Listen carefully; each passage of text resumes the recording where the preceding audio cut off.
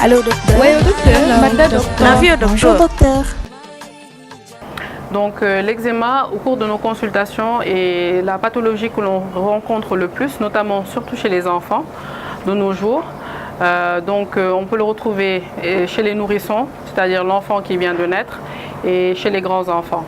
Donc ça se manifeste comment? Donc c'est quelqu'un qui va vous dire que mon enfant il se gratte souvent, il y a quelquefois des boutons avec du liquide qui vont apparaître et après elles vont s'assécher et former une croûte. Cette réaction au niveau de la peau peut être, la cause peut en être alimentaire, ça peut être quelque chose que l'on respire et qui se manifeste au niveau de la peau.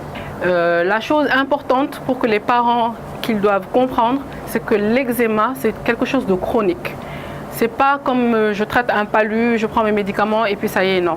L'eczéma, c'est quelque chose de chronique. Ça évolue par poussée et rémission. Ça vient, ça se calme. Ça vient, ça se calme.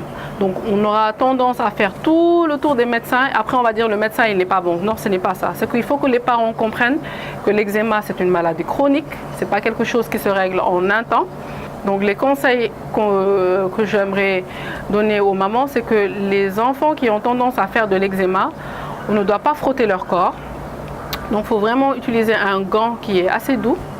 Il ne faut pas... Et aussi bien hydrater la peau. C'est-à-dire que dès que l'enfant il sort de la salle de bain, avant de l'assécher, on lui met de la crème, on le tartine.